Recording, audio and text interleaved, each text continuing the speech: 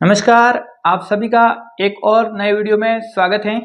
आज का वीडियो बहुत ही महत्वपूर्ण आप लोगों के लिए है, क्योंकि वर्तमान में जो एलडीसी की भर्ती आ रखी है, अधीनस्थ सेवा सैन बोर्ड ने जो आरएसएसबी की तरफ से एलडीसी भर्ती कनिष्ठ सहायक सीधी भर्ती परीक्षा का विज्ञापन जो जारी कर दिया है, फॉर्म भी भरे जा चुके हैं और उस परीक्षा में दो पेपर होते हैं। पहला पेपर गणित विज्ञान और राजस्थान जीके और दूसरा पेपर भाषाओं का होने वाला है।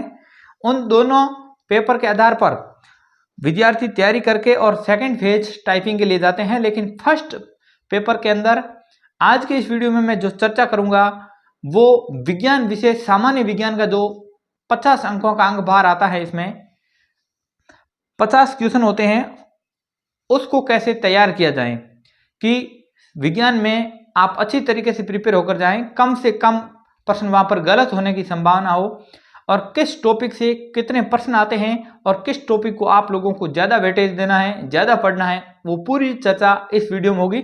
इसलिए मैं उम्मीद करूंगा कि इस वीडियो को आप अंत तक जरूर देखेंगे। इस मैं भाग में बात करता हूं तो इस भाग में कुल 10 यूनिट दी गई हैं। सामान्य विज्ञान या दैनिक विज्ञान में कुल 10 यूनिट है। मेरे पास सिलेबस इसका ऑफिशियल डाउनलोड कर रखा है और 10 यूनिट है और एक एक यूनिट पर मैं पूरी डिटेल चर्चा करूंगा।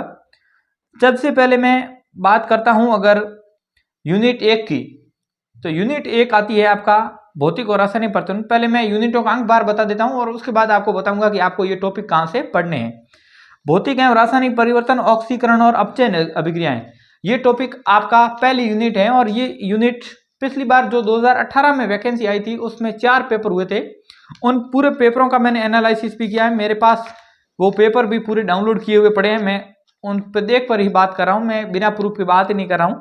इसमें इस यूनिट से लगभग 4 प्रश्न पूछे गए हैं। लगभग एवरेज सभी पारियों में यही रहा है। 4 क्वेश्चन यूनिट 1 भौतिक और रासायनिक परिवर्तन की यूनिट है, आप नोट कर सकते हैं। इससे 4 प्रश्न पूछे गए हैं। अमूमन 3, 4 और हो सकता है एक आधी 3 से 5 तक जा सकता है। दूसरी यूनिट आती है धातु और धातु एवं इनके प्रमुख यौगिक और सामान्य जीवन में कुछ महत्वपूर्ण यौगिकों पर भी चर्चा की गई है। इन यूनिट से पिछली बार 5 प्रश्न हैं जो पूछे गए हैं 2018 की वैकेंसी में।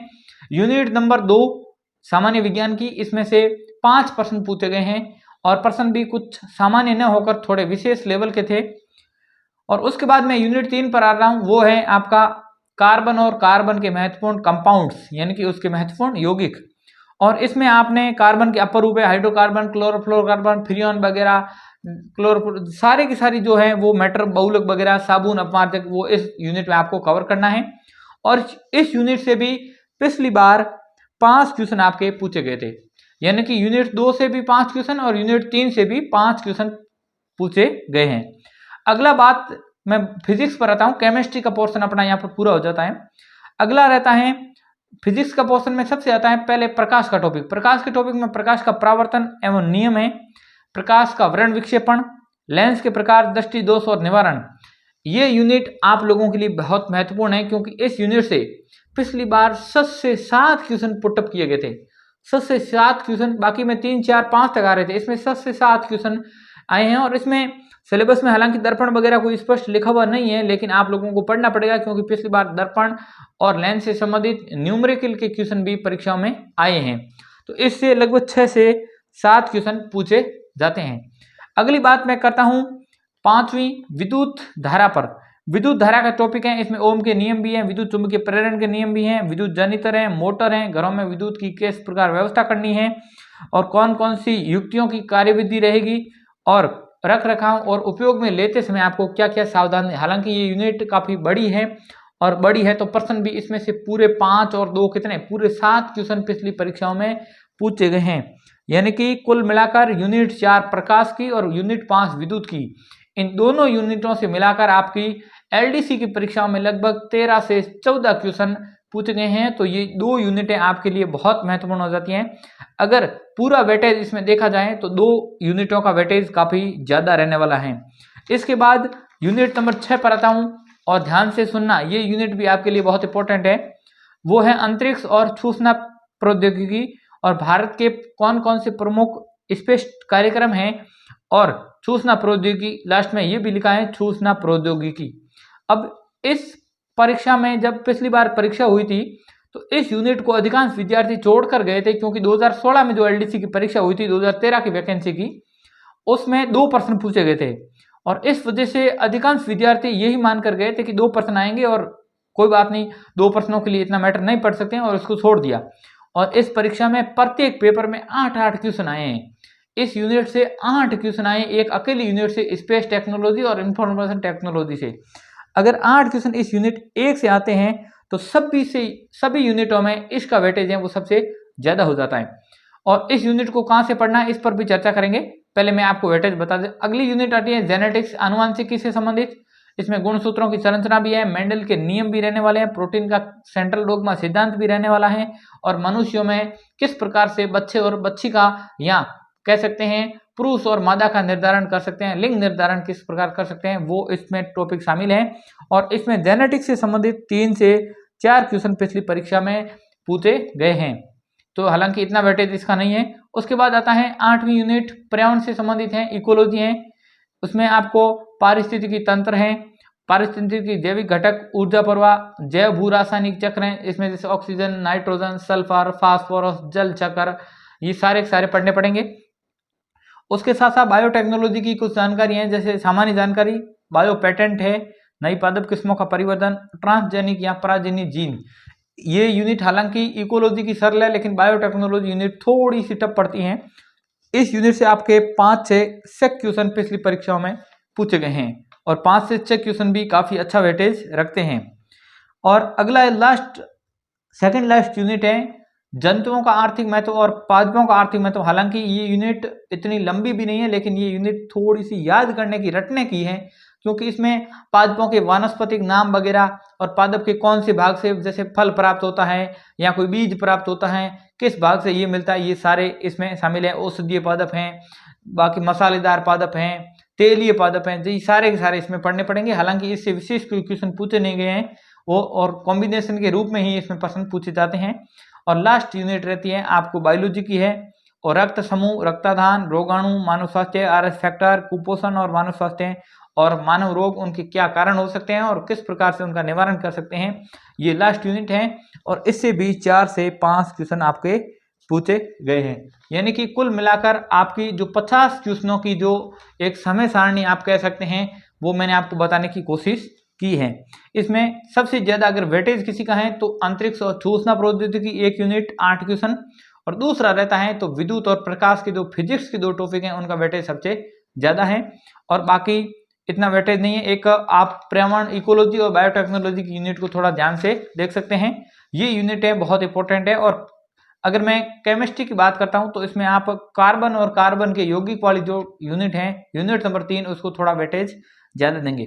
अब ये तो बात हो गई कौन कौन से यूनिट से कितने प्रश्न आते हैं और क्या इसका वेटेज रहने वाला है। अब मैं बात करता हूं कि इसको पढ़ना कहां से है। सबसे पहले केमिस्ट्री की 3 यूनिट है, पहली, दूसरी और तीसरी सिलेबस की 3 यूनिट आपको केमिस्ट्री से पढ़नी है। केमिस्ट्री से कहां से पढ़नी है, ये यूनिटें ऐसी हैं जो कक्षा 9th और 10th में पूरी की पूरी यूनिटें आ रखी हैं। चाहे भौतिक रासायनिक परिवर्तन की बात कर लें, चाहे धातु अधातु की बात कर लें, चाहे कार्बन की बात कर लें। कार्बन 10वीं में पूरा दे रखा है, तो बाकी यूनिट कोई 9वीं में नहीं है तो 8वीं में आ रखी है। यानी कि कक्षा 6 से 10 तक की जो बुक्स चलती हैं उन बुक्स को सबसे पहले आपको क्लियर करना है, क्योंकि उन बुक्स से सीधे सवाल वहां पर परीक्षाओं में पूछे जाते हैं। एलडीसी में इतना लंबा वो सिलेबस कह सकते हैं, या इतनी बड़ी परीक्षा नहीं है, इतना पे ग्रेड ऊपर की लेवल की परीक्षा नहीं है कि इसमें डीपली जाएगा, क्योंकि इसमें जो बुक्स में दे रखा है वो सारा का सारा वहीं से आएगा। तो आपको केमिस्ट्री के लिए कक्षा 6 से 10 तक जो टॉपिक जहां आ रखे हैं उनको देखना है, और पीछे जो क्वेश्चन दे रखे हैं उनको भी कवर करने की कोशिश करनी है। और उसके बाद प्रीवियस ईयर के लिए आप दिशा 2020 की एक बुक्स लिए, मेरे पास बुक्स पड़ी है, मैं आपको फोटो भेज दूंगा टेलीग्राम पर, आप जाकर ज्वाइन कर सकते हैं, डिस्क्रिप्शन में लिंक मिलेगा। और उस दिशा 2020 में जितने भी टॉपिक हैं इस सिलेबस से संबंधित उनको आपको देखना है, क्योंकि उसमें प्रीवियस ईयर के क्वेश्चन आए हुए हैं और प्रीवियस ईयर के क्वेश्चन विशेष रूप से रिपीट भी होते हैं। अगली यूनिट में बात करता हूं प्रकाश का परावर्तन और विद्युत से संबंधित 2 बड़ी यूनिट हैं, और ये दोनों टॉपिक कक्षा 10वीं की पुस्तक के अंदर शामिल है। कक्षा 10 की विज्ञान की पुस्तक आप पढ़ें और दोनों यूनिटों को वहां से कवर करें, क्योंकि बाकी आप मार्केट से कितनी भी गाइड ले आएंगे उसमें ये टॉपिक इतने डीपली दे रखे हैं जितने इन किताबों में दे रखे हैं। तो आप प्रकाश और विद्युत की जो यूनिट नंबर 4 और 5 है, इसको आप वहां से कवर कर सकते हैं। अब मैं अंतरिक्ष और सूचना प्रौद्योगिकी पर आता हूं। अंतरिक्ष के लिए आप कोई ऑनलाइन नोट्स का सहारा ले सकते हैं या यूट्यूब से हेल्प भी ले सकते हैं। हालांकि इसमें सूचना प्रौद्योगिकी में जैसे पिछली बार जैसे ब्राउजर से संबंधित सवाल पूछा गया था, इंटरनेट से संबंधित सवाल पूछा गया था, इसके लिए आप कंप्यूटर की हल्की जानकारी के लिए कंप्यूटर की बुक्स का अवलोकन कर सकते हैं। कंप्यूटर के लिए जैसे दक्ष की बुक्स आती है, वो भी काफ़ी अच्छी बुक्स आती हैं। और अगर आप टेलीग्राम में जुड़ेंगे और आपकी रिक्वायरमेंट होगी तो मैं इसके नोट्स भी अवेलेबल करवा दूंगा, मेरे पास इसके नोट्स भी पड़े हैं। और भारत के अंतरिक्ष अनुसंधान कार्यक्रम, ये विशेष रूप से अंतरिक्ष में जैसे अब लेटेस्ट कौन कौन सी डाटा है, जैसे कोई भी अंतरिक्ष कार्यक्रम हो गया, कोई यान भेजा गया है, तो इसके लिए क्रोनोलॉजी में विशेष रूप से अंतरिक्ष से संबंधित डाटा आते हैं। उन डाटा को आप कवर करने की कोशिश करें करंट अफेयर्स के साथ, क्योंकि वहां से प्रश्न पूछे जाने की भी संभावना बढ़ जाती है। अब अगली यूनिट आती है 7वीं, बायोलॉजी की है, जेनेटिक्स आनुवंशिकी से संबंधित है।